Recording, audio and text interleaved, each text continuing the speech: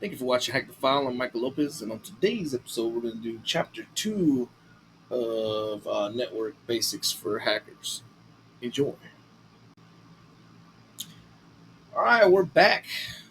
All right, like I said, I got to try to get through this book, and it's a very interesting book, so I got no problems with it.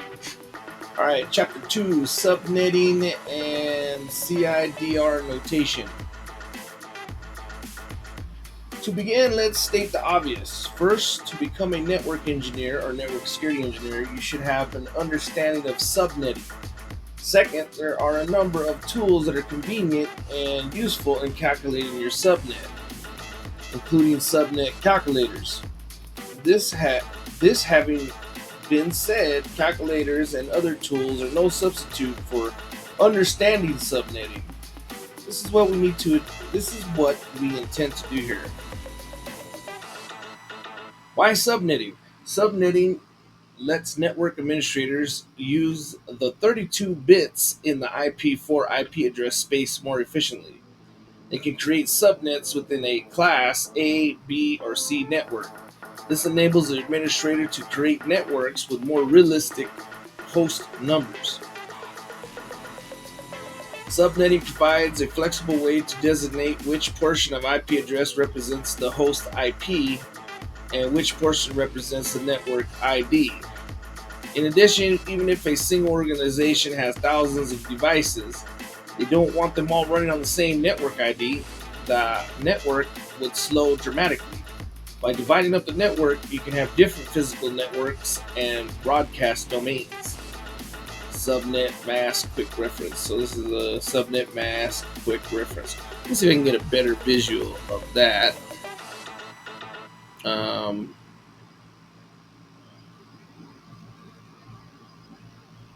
Let me see if I can do that. Subnet mask quick reference.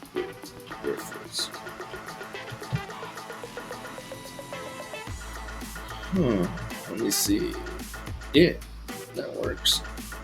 Subnet mask cheat sheet IP4. CIDR class list. I entered domain routing. Okay, let me take a print screen of this. Let's see if I can put that over here. Subnet mask cheat sheet. Alright, let's see if it's the same. I don't know if what they're showing here. Okay, so this is the host bit length 0, 24. This is the math 2 to the power 0, 2 to the 1, 2 to the 2. Max host 1, 2, 4, 8, 16. Subnet mask 255, 255. And then it goes 254, 252, 248, 240, 224, 255.0.0.0.0. Mask octet 4321 binary, and here's your binary mask. Mask length 32 all the way down to 8. Subnet length 0. So this is just a little cheat sheet. This is kind of the same, but this is showing you the usable IPs. And then your subnet masks here. And we're going to go over that CIDR, stuff like that. So, alright, let's keep going. Subnets. A subnet is a network within a network, namely a class A, B, or C. Subnets are created by using one or more of the host bits, right here, to extend the network ID. As you know, Class A networks have a 8-bit network ID. Class B has a standard 60-bit network ID, and Class C has a standard 24-bit network ID. Subnetting enables us to create network IDs of any size. Class A, Size of network 8 bits. Class B 16 bits. Class C 24 bits. Number of networks, and of course it's going to get bigger because it's got more bits. Size of the rest of the bit field. Alright, anyways. A network mask or a net mask is a binary mask that is applied to the IP address to determine whether two IPs are the same subnet. Okay, let's read that again. A network mask or a net mask is a binary mask that is applied to an IP address to determine whether two IP addresses are in the same subnet. Okay. A network mask works by applying binary and operations between IP addresses and the mask. Binary and operations between IP addresses and the mask. Class A subnet mask 255 network host. Class B subnet mask network 255 host. Class C 255 host 0. Does that look familiar? Subnet masks use the 32-bit structure of the IP address. The subnet mask tells us which bits are for the network ID and which bits are for the host ID. When the subnet mask bit is set to 1, this means part of the network. A bit marked as 0 is part of the host ID. The diagram below is meant to demonstrate this process of bitwise and operation between IP addresses and its masks. Subnet mask 255.255.255.0. Somebody write this.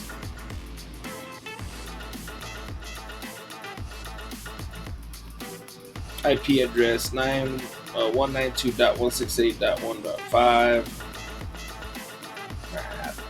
CIDR notation. CIDR, or classless inter-domain routing notation, is a way of representing an IP address and the network mask associated with it. CIDR notation specifies an IP address, a slash, and a decimal number such as 192.168.1.0/24, where the 24 represents the number of bits in the network mask. Of course, the number of bits can vary depending on the number of subnets. Our scenario. To demonstrate this principle, let's create a scenario. Let's assume we have a Class C network, say 192.168.1.0. That means we have 254 host addresses available. That means we have 254 host addresses available, and it's going to tell you why. 1 through 254. If we need 5 different networks with no more than 30 hosts per network. If we need 5 different networks with no more than 30 hosts per network. Oh, there's a question mark. Per network. We have a Class C address. There's a Class C with a subnet mask of, okay,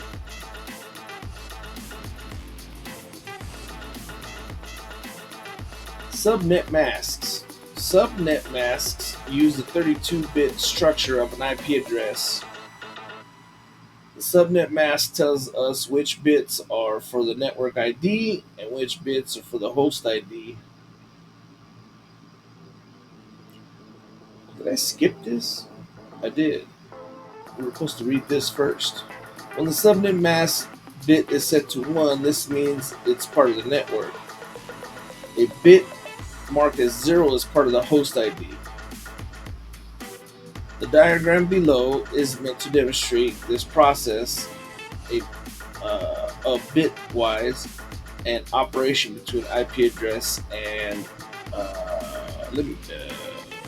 IP address and its mask. Let me help us out here for a second.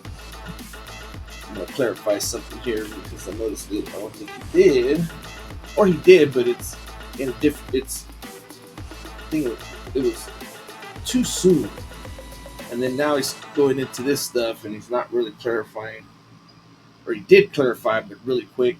And I think it's more important. Give me 1 second.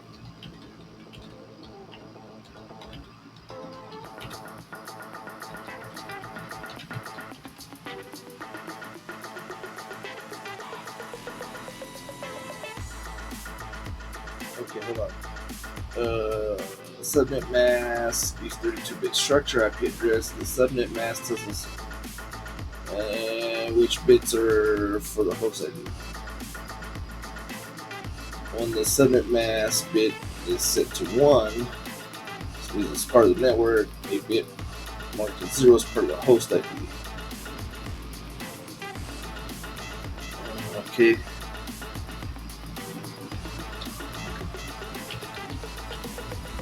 So what I'm trying to say here.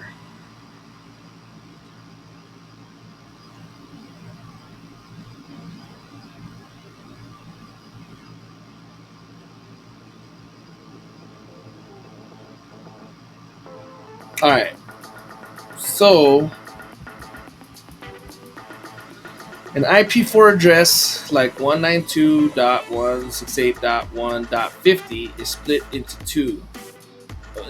into the network ID shared by all the devices in the same subnet and the host ID unique to each device within the subnet. Okay? The subnet mask, like 255.255.255.0, uses binary. 1S indicates network bits. 0S indicates. Oh wait, ones indicate the network bits. Zeros indicate the host bits. So in 255.255.255.0, the first 24 bits are for the network, and the last 8 bits are for the host. That means that the network ID 192.168.1, the network ID is 192.168.1, and the host ID is 50 in that 192.168.1.50 example. Okay, so let me print something here and show you. This explains it a little bit better, clears it up a little bit, and then we could do an example breakdown.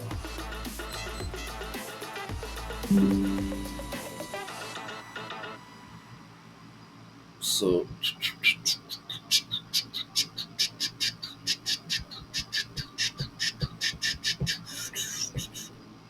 and you can even look at this network example breakdown.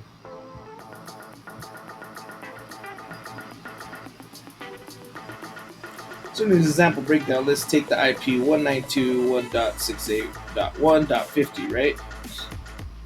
And the subnet mask is 255.255.255.0. This is usually the ones we use, right? And it says in the book that it's a Class C.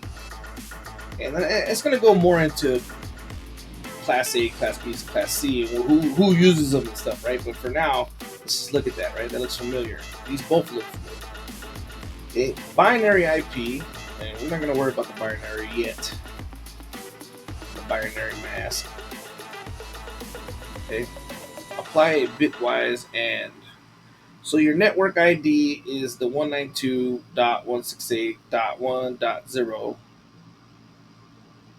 and then your host ID is dot 50. So 0.0.0.50, right? I guess that's okay. So,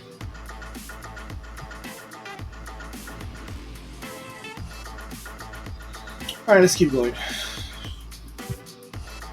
think we skipped. This provides us with the net mask like below 1.1. Yeah, okay. These ones represent the network ID, and these zeros represent the host ID. And we went through and talked about what the difference is between the network and the host, right? Let's see. Did I? Yeah. Okay.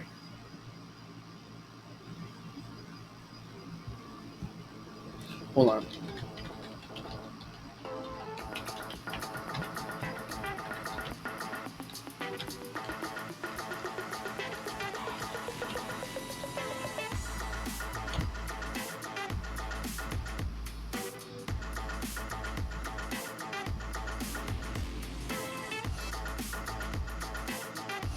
So the network ID identifies the entire subnet or group of devices that share the same network. Oh yeah, I already said that. Host ID identifies a specific device. Okay. The calculation, those 3 bits would give us 2 to the third power, 8 minus 2. We need to subtract for the reserved network and broadcast IP. Subnets or 6. There would be 5 bits left in the network portion of the address, or 2 to the fifth power, 32 minus 2, or 30 per subnet. We could read that again, but I'm pretty sure we're going to go over it a little bit more. The calculation of the subnet mask after borrowing those 3 bits would be 255, 255, 255, 224. Remember our values: 128, 64, 32, 16, 8, 4, 2, 1 equals. Now our 3-bit configurations: 001, H, H, H, H, H, 32, 010, H, H, H, H, 64, 96, 12. Okay, let's see what we're doing here. Summary. Subnetting is a key skill for every network engineer or anyone trying to do network forensics or network analysis. Hopefully, this brief chapter sheds some light on the subject and leaves you conversant in the subject matter. I don't think so. It does go over it, and it's fine. It's a hard thing to.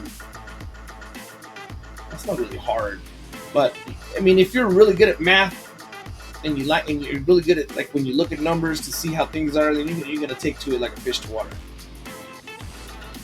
There's really important things to remember, like your classes, right? And then it didn't really go into what these like who uses these classes. I don't like that. But I mean, that's fine. It's probably gonna go through it later. I don't know. This is just a quick how subnetting works, I guess, and the CIDR. So just to break it down, um, man, we're probably gonna have to do chapter 3 too. Um,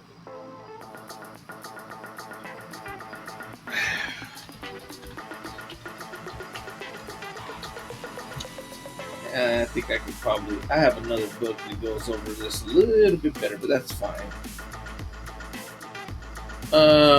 Okay, so subnetting is the process of dividing a larger IP network into a smaller one, more manageable segments called subnets. It's a foundational concept in computer networking that helps improve efficiency, security, and scalability. So let's say I have a network. Okay, I have one. I'm on a network, okay?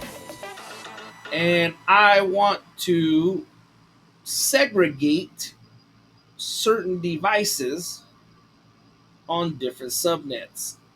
So what you're going to do is you're going to create the subnets, and it's for efficiency, security, and scalability. I mean, that's the exact you know reason, right? So this is right, Copilot. Um, I'm going to put, let's say, if I'm working in the industrial cybersecurity, ICS, and I want to put some sensors, or or not some sensors. Yeah, well, some sensors doesn't really matter. I want to put certain things on a certain subnet to either be protected or to communicate better, to run efficiently, and all that. Then I'm going to segregate them with different subnets, right? And that's basically the gist of it. Now, going into the ins and outs and outs and ins of being able to read the subnets, like you said, there's tools. Um,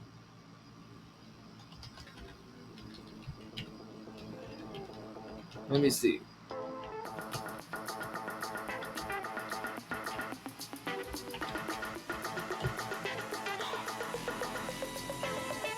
Let's see if I can find a tool.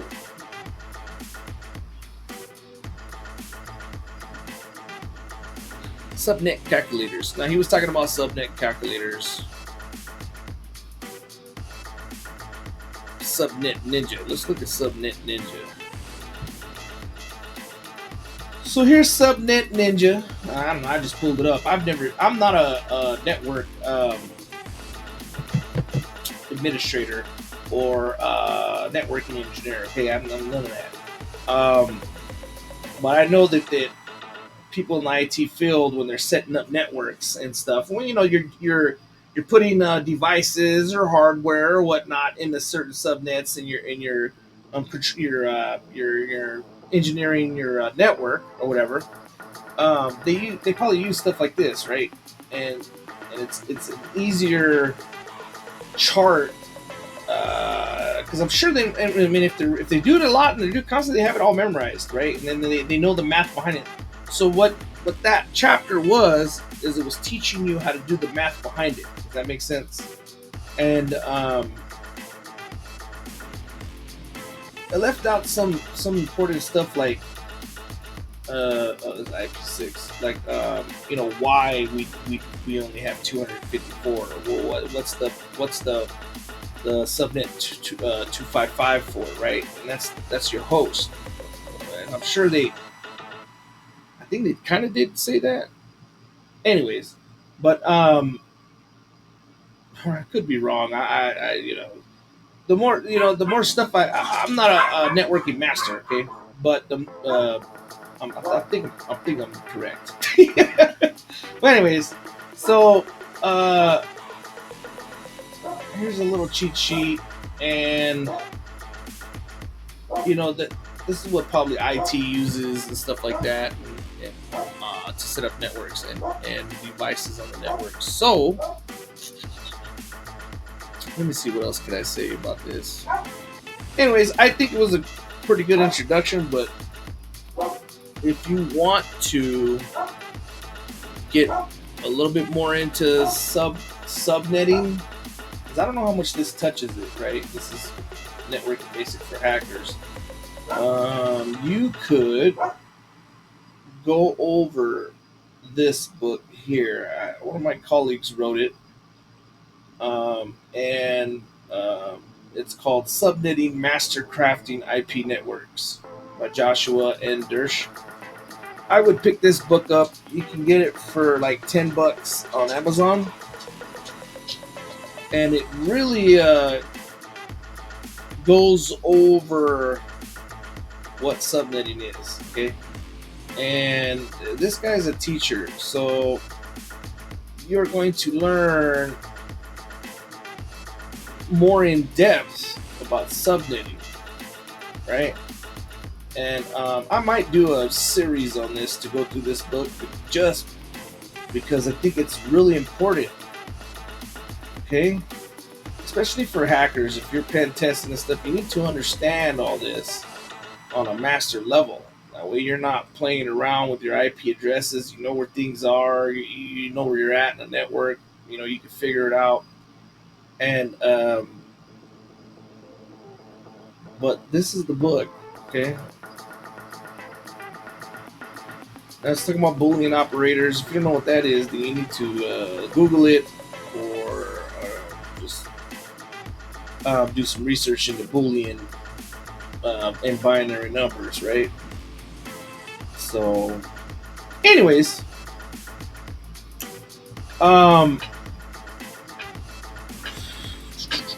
don't know how much this guy is going to go into. Occupy the Web is going into that chapter, so I mean, we might touch on it again and clear up some things. So, I'm thinking at this point I'm going to have to use this book since you can't really see it that good. In conjunction with Copilot. I love Copilot, by the way. And to verify information and try to teach it a little bit better. But all in all, I think it covered pretty much what you need to know, I guess, for this book. We can keep going and let's see, 5 more minutes of this. This should be like a 30-minute video. Keep going in this book to see how much stuff it clears up. And yeah, so network analysis. Now it's going into network analysis. Maybe he didn't want to put too big of an emphasis on subnetting, right? But I think this third chapter, we're going to go into some really cool stuff and actually use some tools, so I'm excited.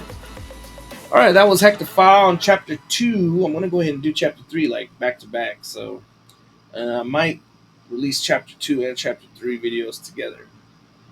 All right, that was HackTheFile. I hope you enjoyed and learned something.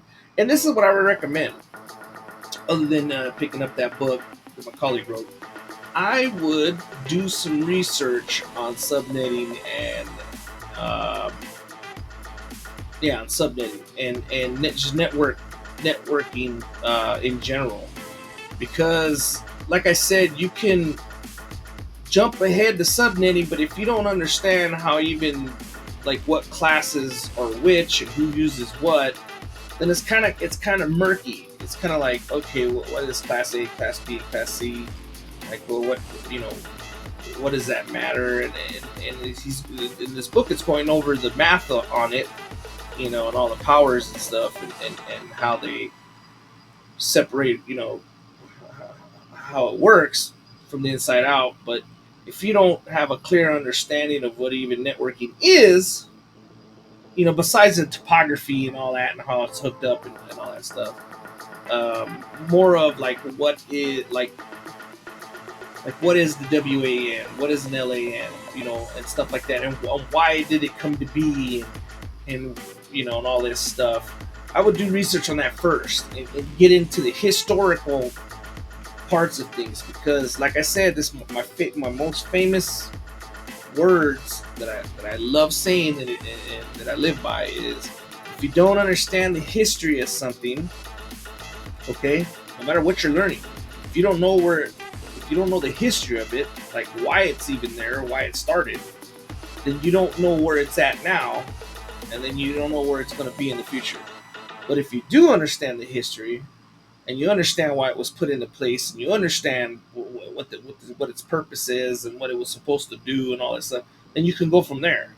And you'll understand things more clearly when you dissect it. Because what we're trying to do here, okay, is we're trying to understand as many things as we can clearly, right? So whatever we're studying, we need to try to understand it clearly of what we're doing.